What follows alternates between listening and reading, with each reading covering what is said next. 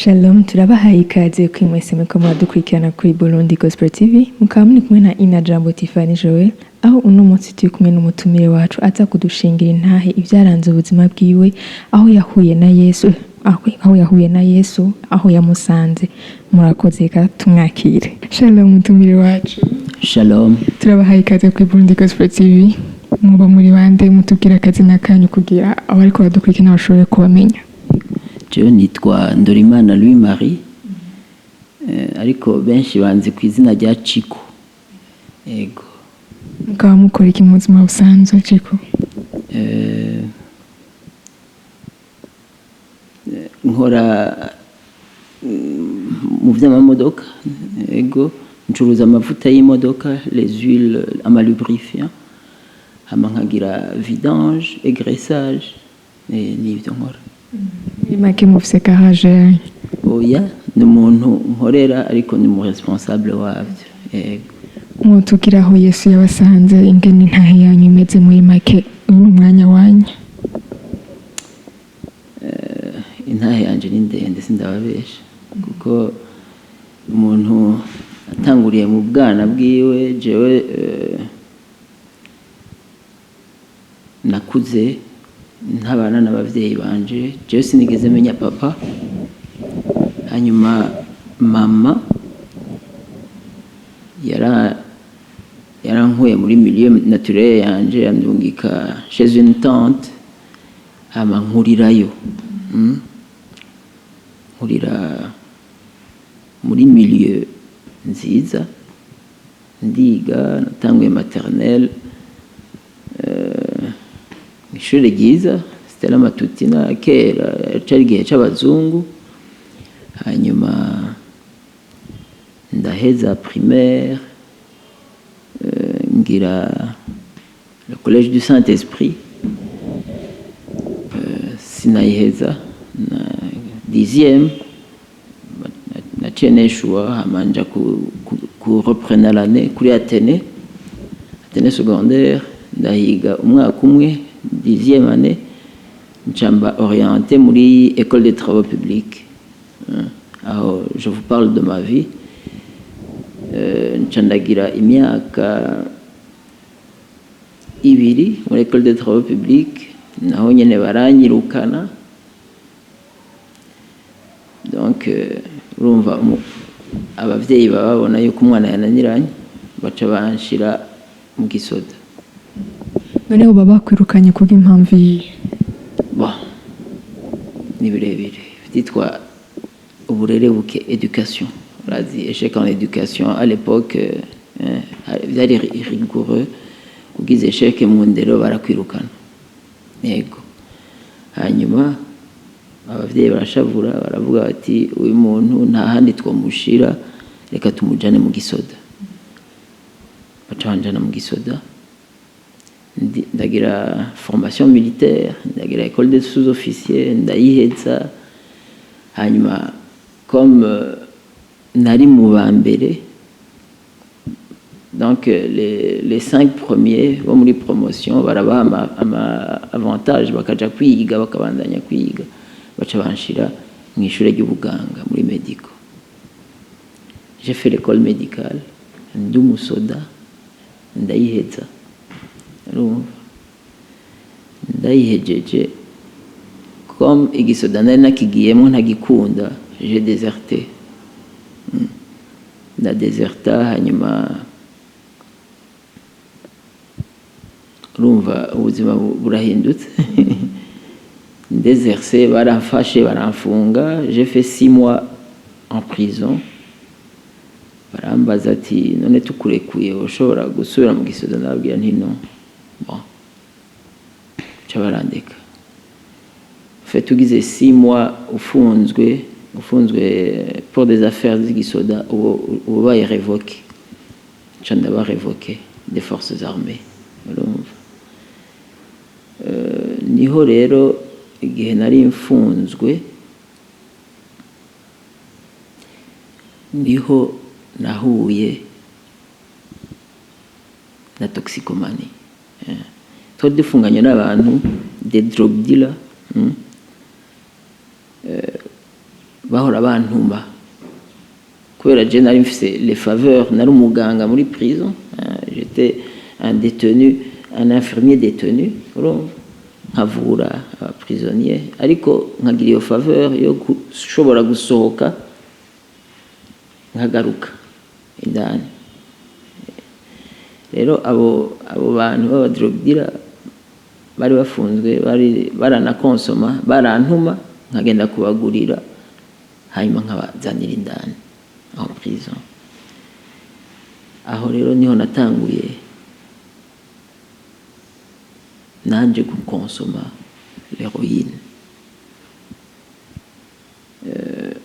Au début yari swing nk'izindi, ariko drogue n'igitangaza nimbi cyane, tellement que uko ugenda uyimenyera niko umubiri wawe ugenda ushaka yuko uyongera consommation. Harageze aho mva muri prison après 6 mois nja hanze, mais j'étais déjà devenu consommateur. Bonshitse hanze urumva nabandanyije nkonsoma. Haragera aho donc la famille ne me supportait plus kuko uyu mudrogué à l'héroïne abakeneye gukoresha amahera menshi cyane. Urumva haragera aho uko wahora ubesha abavyeyi baza baraguha amahera, haragera aho bavuga ati no, ivyo ni biki, nabo bakavuga ati oya ntibishoboka, ayo mahera afise ikindi akora si bisanzwe. Urumva hanyuma ugaca utangura rero kwidebrouiller mu kuyarondera, ata revenu nimwe ufise kandi ukonsoma amahera menshi. Natanguye nkonsoma ngira nk'ibihumbi 5 ku munsi, sivyo? Ariko uko imisi yagenda iduga niko consommation yanje yagenda iduga nayo, ukava ku bihumbi 5 ugakonsoma 10, ukava kuri 10 ukagenda kuri 20. Je narinze ndabivamwo nkonsoma 50,000 par jour. Nayo mahera yaraborohera kuronka kumenga yari menshi kuri ico gihe? Ni ikibazo ciza cyane kuko naje muraniyumvira ukuntu nayaronka. Donc cerveau irakora irondera uburyo uganya ayo mahera à tout prix, kuko umubiri urabigusaba, umubiri urabikoblige. Umaze kuba umuconsommateur, donc umubiri ufonctionna ni nk'imodoka yibuze essence ihagarara. Iyo wabuze drogue ibintu byose, même le cerveau irahagarara. Hanyuma rero je continue à consommer.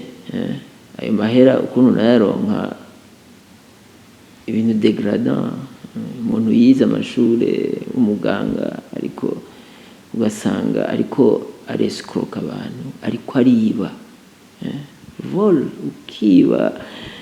Donc ku buryo abantu bose muri entourage yawe bakumenya yuko uri umusuma. Winjira ahantu ukabona umuntu wese ariyegereje agatelefone, umuntu wese ariyegereje agasakame, ukabibamwo pendant myaka myinshi, 20 ans. J'ai fait 22 ans. Nagize 22 ans ndumu toxicomane, ndumu drogué. Naramaze kuva mu muryango mba mu bandi ba drogué, ndibwa n'inda n'imbaraga sa n'ibihere byose bikagukoranirako. Uri umwana yitwa ko yakuriye muri ville, ivyo byose. Donc amour propre yawe ikaba bafuwe, ntutinye kwitora inda abantu babona. Urumva ubwo buzima ndabugira gushikaho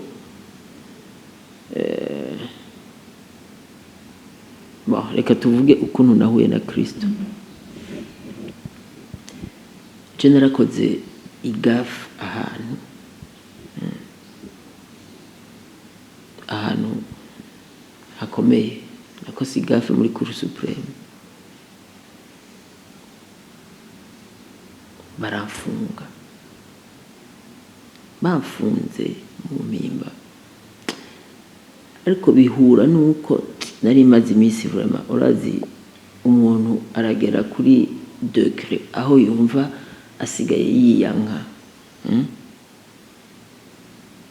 harageraho nza ndabwira Imana nti Imana est-ce que nk'ubu vraiment ubu nibwo buzima wandemeye un drogué ataco nkimaze muri société nk'ubu unye wongirira ubuntu ukanyelwanya de la drogue pendant juste un mois noca ndabiheba igihe nja mu mpimba ico kintu carangarutseko Imana yasuye kunyibutsa ico kintu ariko ndayisaba irambwira ati wewe waransavye yuko ugize un mois utabona bijya bintu wacu biheba mais umubiri nshitse mu mpimba naragize manque iteye ubwoba ntangura kurondera ukuntu novunja bijya la drogue nahora ndonka nkacanywa bijya vyatsi urumogi urujya rw'ivyatsi nkacanywa zijya nzoga zo mu masashe nkaca nshirako ama somnifère ama diazepam kugira ndabe yuko nogera kuri ya niveau drogue yahora ingezako mais c'était peine perdue mais dans l'entretemps ariko ndiyica naragezaho muri prison abantu bose banyanka vra nyene abantu bose bakakwanka vra ariko ijwi ry'Imana rikaguma rinyibutsa harageraho un jour mfunzwe ndahantu ndiko ndinywera iganja baza bambwira ngo ngo banareta sister yako ndanumva umutima urasimba ndabwira nimwe murabasazi sister wanje nta n'umusista wanje ushobora kuzanga en fait bavuga umusista wanje c'était une cousine aho nakuriye yari umuntu akomeye yakora yari mu DAF muri Leo directeur administratif et financier muri Leo ndavuga nti reka ivyo bintu barambwira ati nyabuna araje kandi baramuzanywa muri Leo nza numva ico yakirabize ca ndahaguruka ngenda kuraba sanga effectivement yitwa Rose baramuzanye je pouvais pas comprendre kuko ni babana bakuze bameze gutya bonne éducation amashure meza donc abantu correct urumva ndashika imbere yiwe ndamubaza ni wewe toi ici ndavuga nti ntibishoboka arambwira ati wewe kuri ngaha ndavuga nti jewe birazwi birumvikana ivyanje ivyanje ni ivyanje nyene jewe nta handi nkwiye atari ngaha iryo joro sinigeze nsinzira naguma mbona Roza yafunzwe ariko hakaza mu mapense yanje hakaza mu vyinshi donc nkabona yuko Roza ataje gufungwa nkumva ijwi rimbwira ati Roza yaje kuraba iyo eta urimo urashisha vraiment usa nabi donc ibintu vy'Imana birarenza ubwenge bw'umuntu donc kuva iryo joro sinasinziriye ariko le lendemain matin numvise ikintu kimpusa kuvyuka hariho baragira ama prière matinale gitondo ikintu kimpusa kuja gusenga nzindukira muri prière matinale ndasenga urazi umudroge nyene abasenga ivyo atazi ariko nkumva yuko aho hantu ndi numva umengo hariho umunezero et c'était parti nta muntu yambwiye ubutumwa kuva uwo munsi sinasubiye gusiba prière matinale kuva uwo munsi naciye mpeba kunywa inzoga kunywa bya bimogi ariko nari nk'inywa itabi quand même ariko ivyo vyose j'ai stoppé paf mu munsi umwe. Byari bitangaza abantu bose barandaba muri prison. Urazi umuntu mayibobo umubluzer atanguye gusenga ukagenda usa nabi ufise agakabutura kuko impuzu wari winjiranye zose warazigurishije kugira ushobore kuronka ivyo vyose me igitangaza c'Imana nuko uko ugenda kwiyereka ni nako n'abantu bagenda bakubona. Ukabona umuntu araguhaye agashati ukabona umuntu araguhaye agapantaro ukabandanya gusenga ukabona umuntu baruhatse kuguhamaga wahora ubiba ariko arakwiyegereje aragushitse mu ka chambrette kiwe musangira ivyo kurya ugasanga ubuzima bugiye buhinduka. Nari nafunzwe ndi umuganga infirmier de formation ariko banyita ko ndi umusazi. Urumva hari umuntu wigeze kuja kunsabira akazi anzi aravuga ati reka tuje kumusabira akazi kwa muganga. Muri ico gihe nari nkifata bijya bintu mukasho oya ndi mukasho ndi muri prison nkinywa bijya vy'urumogi nyene agenda kunsabira akazi mu infirmière bari bakeneye abaganga. Aba infirmière bambonye baravuga ati batangura kujyana inzara barandaba umuntu de 30-40 kilos maigre gutya anye ufise imitsi umubiri wose no ku matama mu maso gutya umutsuri akavuga ati umutuza ni umusazi. Urumva me Imana imaze kunyiyegereza maze gutangura gusenga un mois après j'avais complètement changé. Nariyongereye nigitangaza mu kwezi kumwe ngira nariyongereye nk'ibiro nk'umunani gutyo ukamengo bariko barampompa nk'umupira. Après 2 mois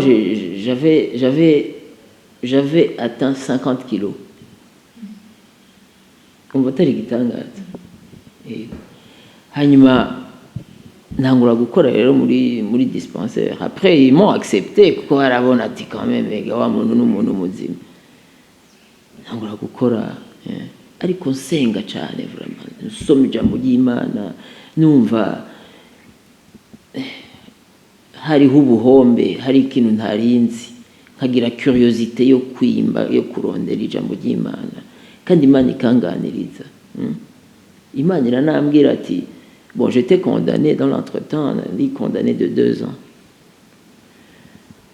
Hanyuma Imana irambwira ati ubu unye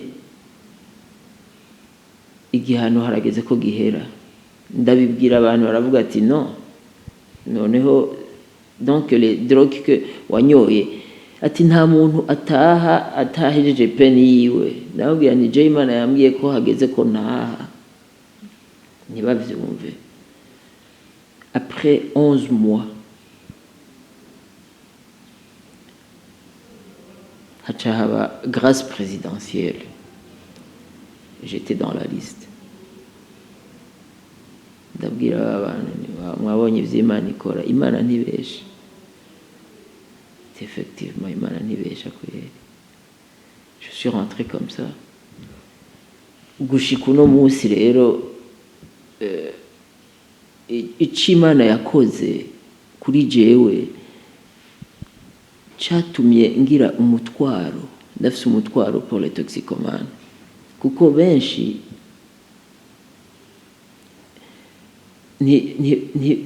harageraho bavuga ati twebwe nta kindi tusigaje atari ugupfa kuko inguvu la volonté yo gushobora kuluta kugira lutte kugwana na toxicomanie birabananira akavuga ati jewe je suis condamné c'est ainsi je rero nk'uwimana yagiriye neza numva nobwira tous les drogués yuko birashoboka hariho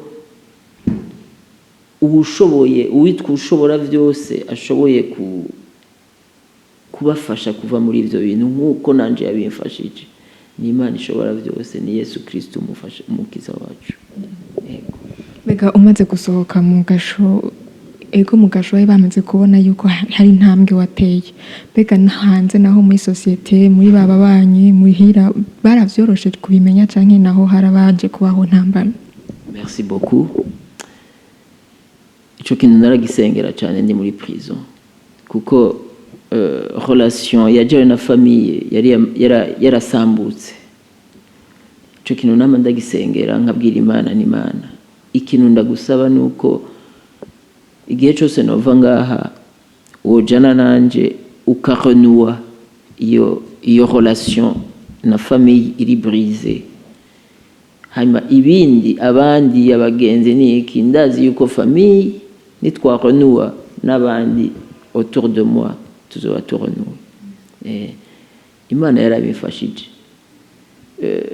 Nshitse hanze nafashe bus ku Musaga nshikana muri ville ariko nshitse muri ville imitima eske niende kule au nirudie kule, niende nyumbani au nirudie aho navuye mu badroge. Ijwi ry'Imana riragaruka rirambwira ati wibuke ivyo wambwiye ivyo wansabye narabigukoreye direct. Nshafata bus twabanga kuri Avenue Université canja muhira bambonye barashidutse barakangutse. Ils s'attendaient pas à voir bête noire. Bambonye barashiduka. Uwo munsi nyene le soir conseil de famille yakoranye mama yarababwiye ma tante niwe ndita mama kuko yandeze kuva mfise 1 an yarakangutse urumva acara tuma ko famille yose baranshira hagati ndasaba imbabazi ndavuga nti jewe ndaje je suis venu barambwira ati on n'a pas confiance en toi ndababwira nti vous avez parfaitement raison nariko ndazi ko Imana izobemeza izobereka yuko je ne suis plus chiko mwari musanzwe muzi yego. Hama muri urwo rugendo wagize ntiwagize umutwaro uvuga ati nsubire ngende ndabe babagenzi ndababwira ijambo ry'Imana ngira iki? Ico ni igikorwa nkunda gukora n'ubu ndacagikora. Bahora bampamagara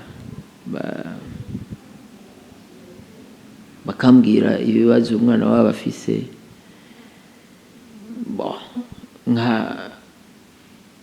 nk'abashingira intahe nkababwira yuko ntibidekuraje hariho Imana ishobora byose. Hariho umwe amaze gukira ça me donne la joie iyo ndamubonye arandyohera gose yarasubiye kwiga il est à l'université. Hariho uwundi nafashije avant we wari muri Canada nawe nyene yarasubiye muri université yarasubiye kwiga. Urumva nk'abo babiri iyo ndababonye ndanezerwa muranja mu buyenzi nkicarana nabo bagatangara bakavuga ngo nk'ubunye nguri kuraturaba kweri tuko turanywa ngo ntiwumva umutima ubishaka nkababwira nti ya Jésus qui est en moi.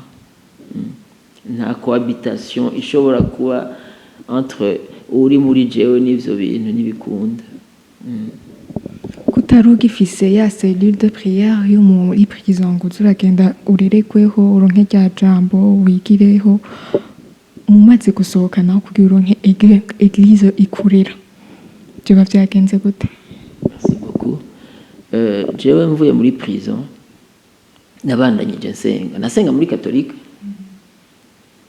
naza kuri Saint Michel nava muri Herode nkaza nkamanuka kuri Saint Michel 6h du matin tous les jours. Kujya nari naramenyereje muri prison niko nabandanyije ndabigira no hanze gushikaho mpura n'umugenzi yahora ari umutoxicomane nawe umugenzi yitwa Vincent duhura nk'inywa itabi urumva hanyuma en fait niwe yatumye ntangura gusenga muri Life Center niwe njanye muri Life Center hanyuma ndabatizwa ndanaheba n'itabi inyota y'itabi irahera en fait reka ndagushingira inaye kuno ndaheba itabi takumona Vincent mu modoka numva inyota y'itabi iranyishe nkaba nzi yuko Vincent yahevye itabi atakirinywa urumva ndamubwira nti ndakwinginze hagarara nywa agatabi hama tuce tubandanye ibyacu acarambwira ati rindira ati ciko uri kurarondera Imana ati ifu kwitegurira ikibanza ati none Imana izoshikira muri iyo myotsi nza numva umengo ni courant électrique anshishijemo ryatabi nca ndarikura mu mufuko na brique nca ndabiha umuntu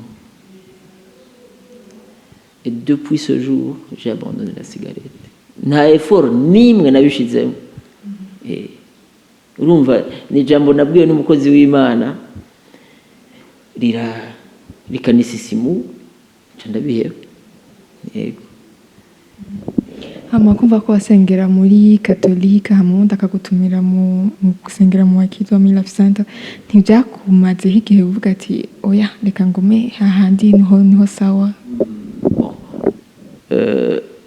harabaye intambara muri jewe kubera la famille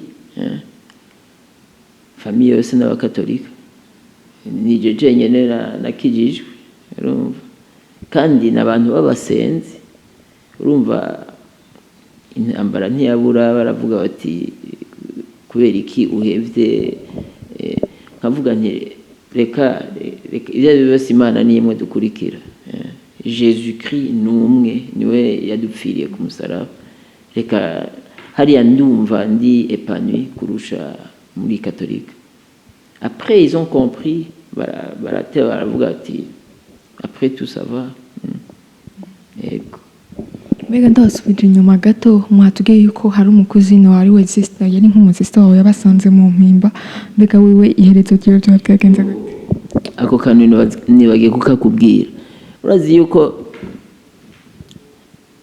numvise ijwi rimbwira ati Rosa ntiyaje gufungwa yaje juste kuraba eta urimwo yagize twabonanye umunsi wa mbere ashika et le lendemain matin acarata baca baramurekura urumva ivyo vyampaye kumva yuko bwa bundi Imana iravuga bimpa kubona donc vérité y'Imana Imana ntibesha Imana ivuga ukuri ivyo ivuze nuko niko biba bimeze irabishitsa yego yaciye ataha asubira ku kazi ariko ubunye Leo Canada mwana ndamushinga inta karyoherwa karira nkabwira nti wewe niwe Imana yaciyemo kugira ndonka gakiza yego murakoze cyane Ciko nizeye ko mwese mwiko muradukurikirana mwiko muraba mu buzima nk'ubwo Ciko yaciyemo naze yuko iyi ntahe iza kubashikana ahandi hantu iza kubigisha cyane nko kurangiza Ciko tubasabe abariko baraca muri ivyo bihe nk'ivyo mwe mwaciyemo irihe jambo wumva riri ku mutima wobabwira jambo numva nobabwira ni kubasaba ntibidekuraje haracariho ivyizigiro haracariho Imana ishoboye byose kandi iyo Mana uyizeye nta gishobora kubloka ikintu na kimwe ishaka kukugirira Imana niyo yangiriye neza kandi Imana ukwiri ntihinduka ivyo yakoreye jewe ni kushobora kubikorera nabo bandi bose yego je ico nsaba les toxicomanes no kwizera bakavuga bati na Ciko yarabivuyemwo naje nshobora kubivamwo bagahagarara ngaho hama nko ku bavyeyi naho baba bafise abana nabo bari muri ivyo bihe nirihe jambo wobwira ati abo bavyeyi mukwiye kwigenza gutya na gutya? nta kubesha umudroge ari difficile à vivre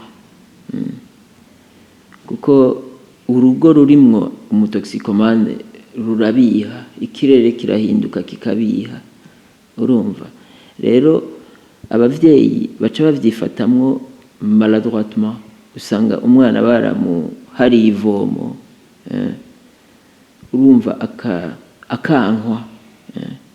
Ikintu nosaba abavyeyi ni uko bogerageza kuza bariyegereza abana babo, bajya abana bariko barapfa bononekara, umuvyeyi akaguma ari umuvyeyi, akagumana ujya mutima w'umuvyeyi, akaguma amwereka urukundo. Kenshi urukundo rurashobora gutuma umwana yigarura. Ariko rero abavyeyi bacu bavyifatamo d'une façon maladroite, ugasanga aciye aharira ivomo umwana nawe agaca agenda akononekara kurusha. Hama nko kuri société nihe comportement yogira rapport yo ku bantu bameze nkuko onye? Il faut kugira écoute kuko kenshi umudroge iyo umwumvirije, iyo umuhaye umwanya wo kuganira nawe, usanga hariho une cause profonde yatumye agira anywa ibiyovyabwenge. Birasaba rero yuko tuza turabumviriza, ukumviriza. Hariho ibintu umwana adashobora kubwira abavyeyi biwe kuko usanga imvo n'imvano y'umwana kunywa droge byaravuye ku bavyeyi, ugasanga ntashobora kubibwira umuvyeyi, ugasanga ariko aronse uwundi muntu amwumvirize, ugasanga arabidashwe, arabivuze. Kandi kenshi rero iyo umuntu avuze la cause profonde y'intuzere y'ingwara yiwe arayikira. Yego. Hama nko ku ruhande rw'ishengero naho ni yihe nyifato ibereye yogira kuri abantu kugishoboye kubafasha bibereye? Ifu kuza kubabwira ubutumwa bakabafasha. Fete uwo n'umutwaro wanje na jewe ndifuza yuko à travers l'église twogira ikintu gishobora gufasha abatoxikomane. Ifu kubabwira ubutumwa hanyuma tukareka Yesu akikorera. Ifu yuko bakizwa.